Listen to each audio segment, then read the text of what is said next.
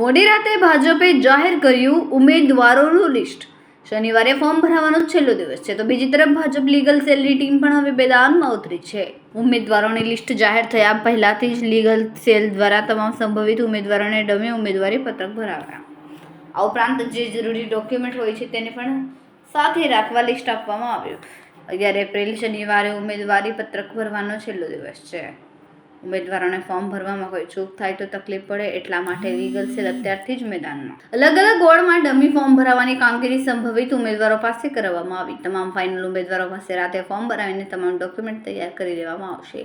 ત્યારબાદ જે ઉમેદવારને મેન્ડેટ મળશે તેનું ફોર્મ જમા કરાવવામાં આવશે। વોર્ડ નંબર 13માં મોડી રાત સુધી ઉમેદવારોના ફોર્મ ભરાવાની પ્રક્રિયા ચાલુ રહી।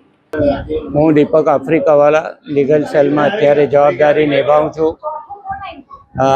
અત્યારે હજુ બધાના નામ ડિક્લેર થયા નથી, પણ છતાં પણ જે લોકો સંભવિત છે આ લોકોના ઉમેદવારી પત્રક ભરવાની તૈયારી કરી દીધી છે અને બધાના જે રજૂ કરવાના પુરાવા છે, પ્રમાણપત્ર છે, એ બધા જમા કરાવી લીધા છે।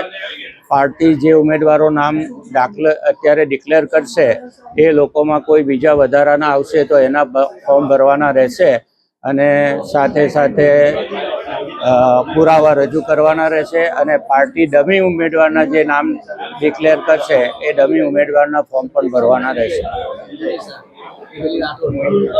કેમેરામેન સેનિલ વિરાણી સાથે વિશાલ છેઠા, માનવ પ્રભા ન્યૂઝ, સુરત।